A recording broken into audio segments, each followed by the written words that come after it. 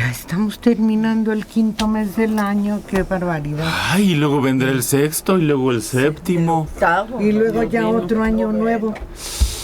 Eso me gusta. Qué raro. La realidad del año nuevo. Ese orden. Pues sí, todo pasa. ¿Por qué el 1 se llama 1, Mario?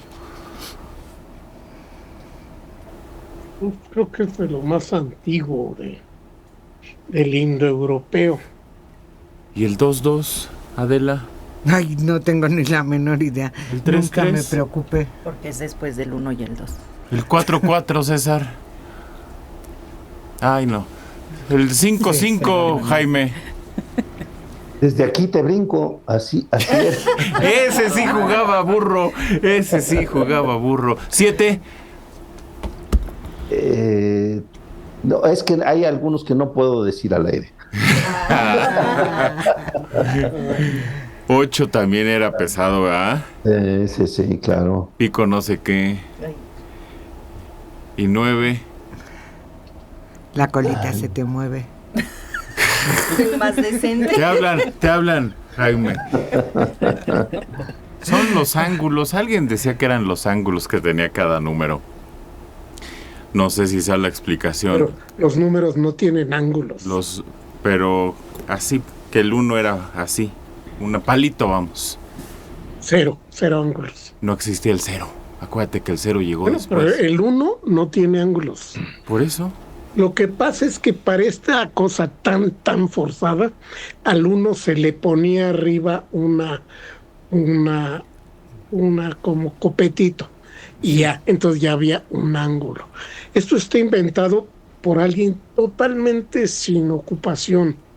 Uy, hay tantos sin ocupación. Y no es cierto, simplemente no es cierto. Pues está muy bien. Porque el 2, si lo haces de una manera, sí tiene un ángulo. Pero si lo haces como nos lo enseñaron en la primaria, con la parte de abajo en una especie de ondita, pues no tiene ángulos. Pues lo que pasa es que vienen de los árabes, ¿no? Tiempo atrás. Y ellos mismos no tenían. La India y después de los árabes. Exacto, y ellos mismos la no. numeración, los números escritos. Exacto. Los guarismos. Anda. Y ellos mismos reconocen que el 0 les llegó después. Tenían la necesidad de identificar que no había nada. ¿Cómo identificaban que no había nada? Pues con el 0. Bueno, pero también el 0 da la oportunidad de crear números más grandes. No, eso es otra cosa. En sánscrito va del 1 al 5. Ekam, Dve, Trini, Chattari, que es el 4, Pancha, que es el 5, Shat, el 6, Sapta, el 7, Ashta, el 8, Nada, el 9 y Dasha, el 10. Y es lo más antiguo que tenemos. De numeraciones. ¿No? César, ¿ahora sí quieres hablar? Si me lo permites. Yo sí, pero tu micrófono es el que no te deja. Sí, es el que luego... ¿No será un micrófono neoliberal lo que tienes? Yo creo que tengo aquí una censura, sí. Un micrófono de derecha. ¿No te has fijado dónde está hecho? ¿Dónde está hecho tu micrófono? A lo mejor está hecho en Estados Unidos. Y es Yo creo que es gringo. En Alabama. Como está hecho en Estados Unidos, te bloquea cuando quieres decir algo. Debe ser. Oye, pues fíjate que es interesante porque los números para los mexicas eran de 5 en 5, no de 10 en 10. Del 1 al 5 era Seome Ei. El 3 se dice de varias formas, Seome Ei, pero en algunos lugares, como en Veracruz, decimos Yeji, Seome Ei Nawa Macuy, y después vuelve a Seome Ei Nawa Macuy, Macutse, Macuey, Macuome, Macuey, Maconahui, y por último Matlactli, que es el 10, pero ahí son de 5 y 5 y se dibujan con una rayita. Con un punto es 1, 2, 2, así, hasta 4. 5 es una raya, y después una raya con un punto es 6, así, hasta el 9 y ya el 10 ya es otro símbolo. Y los mayas, en cambio, eran de numeración de 20 que les permitía hacer operaciones más exactas incluso que las nuestras. Por eso tenían un número de años, por ejemplo, el número de años de ellos era más exacto que el de nosotros. O sea, tenían un avance matemático realmente importante. Por eso no se puede decir que una civilización era más evolucionada que otra. En algunos aspectos nosotros éramos más evolucionados que los españoles, en otros eran más evolucionados los españoles, por supuesto. Ellos traían otros adelantos técnicos, pero nosotros éramos más contemplativos del cielo, de las cosas. Nosotros éramos más exactos en las matemáticas que ellos. Claro, por supuesto. Y fíjate, además éramos más amables. ¿Ah, sí? Sí, el español, Ay, ¿tienes condenados hambre? españoles. Que se volvió a fregar No. No, yo digo condenados españoles que nos trajeron la envidia. No, bueno, pero ellos, por ejemplo, te dicen, ¿tienes hambre? Punto. En náhuatl se siente vacío tu estomaguito. Ah, Fíjate. ¿Así dice estomaguito? Claro, para todo utilizaban, como el árabe utiliza el alhambra, etcétera, el náhuatl utilizaba mucho el tzin, que es diminutivo pero reverencial. Por ejemplo, Manelixin querría decir don Maneliquito. Es decir, sería un diminutivo, pero no un diminutivo, no un diminutivo despectivo como el illo del español, ¿no? Un abogadillo, pues es diminutivo, pero despectivo. En el caso del náhuatl era reverencial, por eso la Virgen era la Tonantzin, nuestra madrecita. Pero eso no nos hace más buenas gentes que los Por eso. españoles. Por eso ese barrio que está al norte de la Alameda era Cuauhtemotzin. Exacto. Ahí era el Cuauhtémoc en reverencia. Jaime, ¿qué pasó? No, que los españoles nos trajeron la muina, ¿verdad? Nos trajeron el enojo, pero trajeron algo que es lo que estamos discutiendo ahora, que es el idioma, el lenguaje, para nombrar las cosas. Y se juntó con el lenguaje que se hablaba aquí, con los lenguajes que se hablaban aquí, porque hay varios, ¿no? No es uno solo. Pero fíjate que yo solo sé que el 6 es un número rápido. ¿A poco no? El 6 es un número rápido porque se hizo en un 2×3. Aplausos. muy bien. Que muy tocaran bien. Ya tengo que platicarles hoy a mis nietas. Es un chiste Sí, a ver, profesional, nena. nuevo. Oye, y yo quiero preguntar quién inventó el cero. Nosotros, ¿Nosotros? ¿verdad, César? César que lo está diciendo. Perdón. ¿Quién que- inventó el cero? Bueno, los mayas, ¿no? Se supone que son los primeros que utilizan precisamente. Abrió un panorama Cero. completamente distinto en las matemáticas el cero.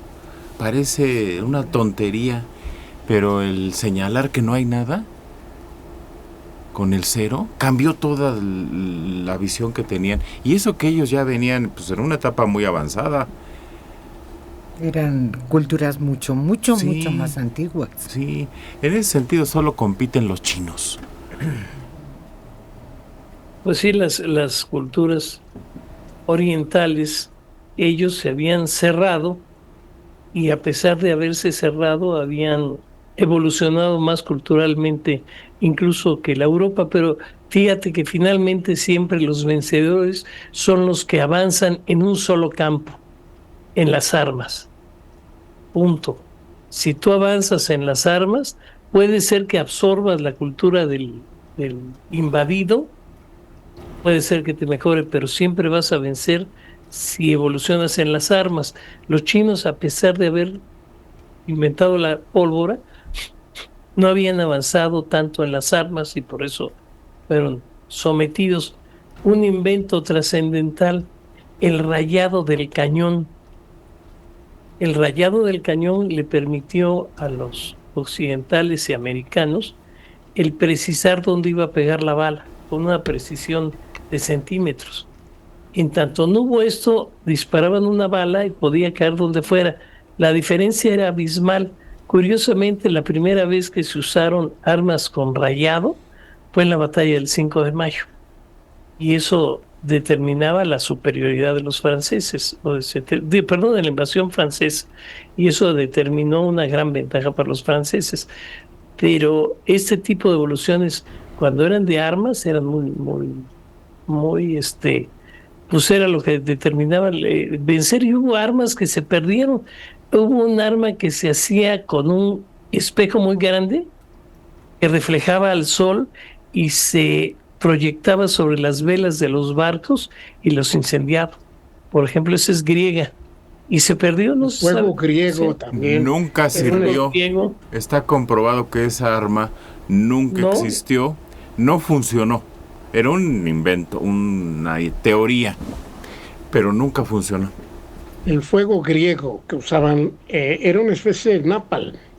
Eso sí. Usaban los griegos y así lo arrojaban con catapultas y era una sustancia que ardía pero que no se podía apagar, ni el agua la apagaba, como el napalm. Exacto, es así. No, pues hay muchas anécdotas. Un inglés estuvo preso por los rusos. ¿Era inglés? El que les dijo: no limpien sus armas con polvo de ladrillo. Las están haciendo mal, háganlo como los rusos que las limpiaban sin eso. Perdieron una guerra. Y fíjate que el riflado Por eso. es esa acción de ponerle rayaduras internas a las armas, sobre todo a los mosquetes. Por eso se llaman rifles. Que se fue mejorando, ¿no? Porque creo que ahora son... Sí. ¿Cómo se dice? Que giran. ¿Espirales? Eso. Pues sí, por eso, Y exactamente. para eso son, para que gire la bala. Sí. Y al girar la bala se desvía menos. O no se desvía, en plan. Aquí teníamos avances interesantes. Tuvimos un rifle Mendoza muy famoso. El famoso cañón Mondragón. Ah, el Mondragón. Ese se perdió también porque El parece que el que con el que defendimos el istmo de Tehuantepec era el cañón que tenía el más largo alcance. Y cuando nos mandaron 2 acorazados para empezar las negociaciones sobre la venta del canal, precisamente con ese cañón Mondragón lo logramos rechazar a que no llegaran los famosos barcos norteamericanos.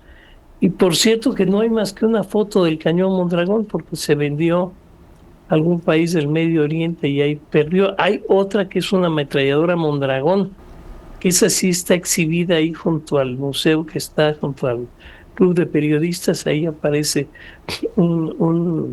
una pequeña, no ni tan pequeña, pero más bien grande, pero ametralladora Mondragón también ahí aparece. Ahí podemos ver los rifles de que era el mejor armero del mundo. Así de fácil, porque fue capaz de construir el cañón más poderoso del mundo. ¿Quién También sabe? en México surgió los rifles de la otra empresa, ¿cómo se llama? ¿Trejo? Mendoza hacía rifles de alta calidad. Oye, en El Gran Dictador, Chaplin hace una burla de un cañón, el cañón de París. Es un cañón enorme, muy largo, que luego ese cañón de París que fue inventado para la Primera Guerra Mundial, se le llamó Big Bertha. Berta, sí. Pero y Chaplin en su película El Gran Dictador hace sorna, se burla de ese cañón al principio de la película. Es un cañón pues enorme, enorme, enorme, y lo aprovecha para hacer algunas barbaridades en la película. Yo no lo he vuelto a ver, pero me impresionó mucho cuando vi la primera vez el hombre que era disparado en un cañón. El hombre bala. No sé si todavía existe en los circos, no lo he vuelto a ver. Yo lo vi solo una vez. No me acuerdo qué circo era, aquí en Buenavista. Pues yo lo vi muchas, pero la primera vez que lo vi, Que es impresionante. sale disparado el hombre y cae por allá en una red. Bien. Creo que en la película Roma también aparece en una escena de la película un hombre bala. ¿Cuál es Roma? Roma, la de Cuarón. Ah, ya se me olvidó esa película. Sí, fue impresionante. A mí me dio miedo cómo podía salir ese hombre. Yo pensaba que se iba... Nunca he investigado, no sé cómo funciona, si un resorte o qué es lo que lo impulsa. Pero es muy interesante de ver. Oye, y sobre todo para acertar a dónde va a caer y que no caiga en otro lado. Yo creo que eso es un misterio, Pero ahí ¿no? con Claro. una parabólica se calcula. Ah, Se calcula el peso. Claro que sí. Pues ese parece verde era las para matemáticas. defenderse y no funcionó, ¿no? Hay en una red. Sí. Y alguna vez Gila, en su guerra, esta guerra mítica que siempre llevó a cabo con el enemigo, que nunca se sabe quién era, nada más hablaba por teléfono y decía, bueno, habla el enemigo, y ya contestaba el otro. En esta ocasión habla a la fábrica de armas y reclama y dice, oigan, que quiero reclamar que el cañón se les ha olvidado hacer el agujero. Dice, anda, que ahora lo tenemos que lanzar las balas por fuera. Y se va corriendo un cabo y claro, pues nunca regresa. Así que hablaba el humor absurdo de Gila con los cañones. En Cuba, ¿y dónde más? En Cuba cada día se truenan los cañonazos a determinada hora. Claro. La Habana, claro. Sí, ¿verdad? Sí, claro. Y En el Morro, ¿qué se llama? ¿Cómo? ¿El Morro? sí. Sí, Suena sí. el cañonazo, sí, claro. Y es un espectáculo para los turistas. Sí. Y yo lo he visto, ¿dónde más? En Colombia. ¿Cómo se llama? ¿La Cali? ¿Cómo se llama? No. No, en donde está la muralla en Cartagena. Eso, Cartagena. Y alguna vez creo que en... ¿Dónde más lo he visto? Pues en Veracruz, pero ese es ya un evento folclórico. Aquí en el colegio militar, bueno, antes yo iba porque tenía un familiar ahí, en el colegio que está acá a la salida a Cuernavaca, y cada vez que hay un festejo o una ceremonia también lanzan cañonazos. Francisco Romero. Pues yo estoy sin ocupación y todavía no invento nada. Ah, pues tenga paciencia y empiece a poner atención a lo que le rodea. A lo que le rodea. Esos que se dedican a inventar los productos que antes eran Topper, ahora son otras marcas. Pero son un montón de porquerías que uno ve y dice, pues, ay, ¿cómo no se me había ocurrido esto? Que para sostener el jaboncito, que para colgar el cepillo de dientes. Todo eso es gente ociosa que se sienta a ver qué falta en un baño, qué falta en una cocina. Y se avientan su diseño, lo proponen y vámonos. Mire, a mí una de las historias que más me impactó fue una señora que se volvió millonaria. El hijo se acostaba a ver la televisión y le echaba una manta encima a la mamá. La mamá vio que se ponía a comer palomitas y tenía que sacar la mano por un costado de la manta. Así que la mamá le cortó a la manta y le puso como 2 manguitas. Y ya su hijito precioso se podía aplastar a ver la tele y sacaba sus manitas sin que le diera frío por esos hoyitos y ahí comía palomitas, le cambiaba la tele. Millonaria la señora con ese invento. Entonces es cuestión de estar pendiente de lo que haga falta. Hace falta poner atención, César. Fíjate que había, un invento que se perdió, que era utilísimo. Eran unos platitos rectangulitos de plástico con piquitos del otro lado que se ponían abajo del jabón para que no se desbaratara. Ya no hay. Sí hay. Sí hay, que quedan como una rejita para que no quede en el agua y no se resbale y no... Y tenían estriados abajo para no resbalarse. Sí hay. Ya no los he visto. Sí hay. En el mercado, en los mercados, en los tradicionales, el Martínez de la Torre, el de Medellín. En los mercados. Ahí los encuentras. Principalmente, César. Hay un mexicano que una vez se fue a que le sacaran sangre y vio que le pusieron una curita grandota ahí en la herida, que es un piquetito. Se le ocurrió hacer unas curitas chiquitas, redondas, casi un poquito más grande que un confeti, que es lo que ahora nos ponen cuando vamos. Con eso se hizo millonario. Imagínense todas las que se ponen diariamente en todos los laboratorios de México. Y es cuando se saquen sangre verán que ya no es la curita grandota, sino es una especial para el piquete de la aguja con la que sacan sangre. Te la ponen ahí y ya se va lo que se ahorró en material, lo que se utiliza, la ventaja de no tener ahí un objeto más grande, fue muy bueno. Entonces, una cosa muy simple y con eso la hizo. Ay, César, pero eso en los hospitales particulares, en los oficiales, con dificultades te dan un algodón y te piden que dobleles el brazo. Sí, pero en los laboratorios sí te ponen tú.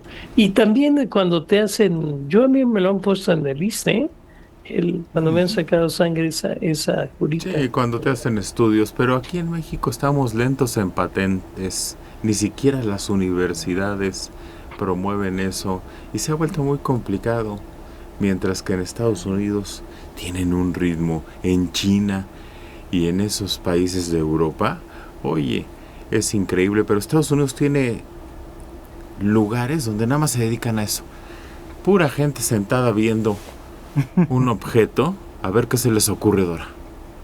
Diseño, producción y promoción. Eso es lo que garantiza el éxito de un producto. Y lo mismo sucede con todos los videojuegos y con todo esto que está hoy de moda y que tiene un impacto comercial muy fuerte. La bata de la que tú hablas se convirtió en una bata prácticamente que cubre los pies. Si tú te la pones es como ponértela al revés, pero le anexaron una bolsa canguro en medio, entonces ya no tiene ni siquiera que estirar la mano, está en las mangas y de ahí de la bolsa pueden tomar el dulce, las palomitas, todo. Y la promoción fue impresionante porque se distribuye en una firma a través de catálogos mundialmente. Eso te garantiza el éxito y la riqueza. Del ocio a la genialidad, creo que hay un paso y muchas horas, porque... ¿Sí? Es que no creo que sea solo eso, mira, hay mucha gente genial, pero no saben que lo pueden llevar más allá, Dora, y ese es el impulso que falta, sobre todo en México. En el mexicano, porque posiblemente sí hay empresarios que puedan aprovechar esto, pero el mexicano muchas veces duda de su genialidad. Mario González. Y no sabe tal vez los medios por los cuales puede llegar a presentar esto que le parece una locura, pero que finalmente puede ser algo brillante. Y sí, tienes razón, no tenemos esa infraestructura, no tenemos esa visión. Tienen que venir los empresarios extranjeros en un momento para dar la oportunidad al mexicano. Y el temor del mexicano a triunfar, pues ahí está presente. Sí, el mexicano no se quiere. Mira, yo conocí un francés que traía aparatos electrónicos. Los traía de allá y aquí se los arreglaban. ¿Por qué? Porque lo que no existía, lo que ya no se hacía, ellos lo inventaban, ellos lo solucionaban. Ya tenía sus personajes que le arreglaban todo. Regresaba con el aparato arreglado, con el mueble o con el producto, y allá lo vendían una locura. Porque solo aquí hay Increíble. ese ingenio, esa mano de obra. Improvisar que lleva a la funcionalidad. No sé si todavía se haga, pero me queda claro que ahorita lo que hay, por ejemplo, en México son relojeros que ya no hay en el planeta casi. Les ofrecen mucho dinero por irse. No, dicen, aquí estoy bien, ¿para qué me voy? Allí en lo que era la Secretaría de Industria y Comercio, en la avenida Cuauhtémoc, en la planta baja, estaba la oficina de patentes. Ahí llegabas tú con tu invento y las especificaciones y lo patentabas. Ahora no sé ni dónde. Yo tampoco, creo que está en la calle de Puebla, en la Roma, derechos de autor, o no sé si hay... Pero no es lo mismo derechos de autor que invenciones. Que patentes, sí, no. Propiedad industrial. Eso, Debe eso, ser eso. propiedad industrial. No, ahora hay hasta abogados que cuidan eso cuando son en las empresas que tú desarrollas pues alguna mejora técnica o algo. Pero no sé, es falta de impulso. Oye, yo te quiero preguntar, en las redes he visto un anuncio que promueven y dicen que ya inventaron el agua en polvo y que se mantiene húmeda una planta, o las plantaciones con eso las mantienen húmedas y frescas y es como regar agua, pero no sé por qué. Eso, ¿El agua en polvo? Eso yo lo veo y digo, ¿será cierto esto? O sea, ¿lo están promoviendo o es una mentira? No sé. Agua en polvo. El agua en polvo es muy fácil.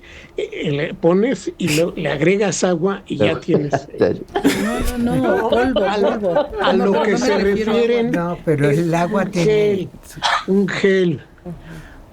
Al agua se le echa una sustancia que lo convierte en una como gelatina. Y eso es lo que se va y se pone en las plantas.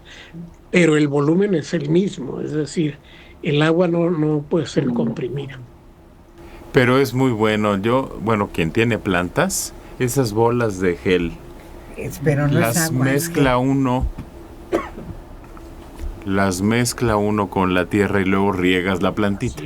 Ese gel absorbe el agua y luego lo va No tienes que liberando, lo va liberando poco a poco. Entonces dura más tiempo en tu macetita el agua.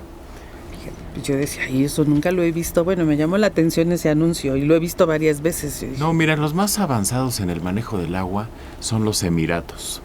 Ellos ya están desalinizando gran parte del agua que utilizan y aprovechando otra del ambiente, de todo lo que pueden sacar porque no tienen agua. Y hacia allá están llevando los avances, pero tienen el dinero para investigar y tener plantas desalinizadoras. Pero no caigas en que hay agua en polvo. Mensaje. Buen día a todo el equipo de trabajo. En la secundaria de mi hija le dejaron leer el libro El Señor del Cero, una historia muy bonita sobre el origen del cero. Ah, no lo conozco. No he oído. Ahí luego que lo lea, que nos lo platique. Yo solo conozco El Cero Infinito, que es un novelón que un amigo, cuando lo leyó, después dice que se apagó un cigarro en la mano, porque esa novela trata de que a uno lo torturan para que revele lo que hizo, y entonces él quería sentir lo que sintió el otro y ver hasta dónde su cuerpo también daba y acostumbrarse, y entonces repitió una de las escenas ahí descritas. Ay, no. Y luego el que escribió esa novela se dio un escopetazo. Ay, no, bueno. No la lean. No, es un novelón. Sí. Es que el carácter de un niño se templa, sí, porque trata de eso, de no revelar a tus amigos. Y hay muchachos que así son, cuando caen los agarran en la maniobra, no rajan con sus amigos, se van juntos al hoyo. Y se crea una cofradía muy interesante, El Cero Infinito. De 54 años en Los Ángeles, California, Francisco Roldán Mosco. El músico ruso Tchaikovsky En la Obertura 1812 utiliza cañones. Para escribir el sonido de un cañón, en una partitura se representa con 5 veces la letra F. Una F es un sonido fuerte. Imagínense 5 Fs. Cuando el director de orquesta leyó por primera vez la partitura, con las 5 Fs juntas, le dijo que estaba loco, que solo con un cañón se podría representar el sonido. A lo que Tchaikovsky contestó, esa es la idea. Saludos a mi mamá, Lolita Mosco Flores, de 84 años, que los escucha aquí en Ciudad de México. Ella me inculcó el gusto por escucharlos. Agustín Zúñiga, en mi pueblo había un señor que nunca fue a la escuela, pero inventó la hiladora y hacía cobijas y las vendía.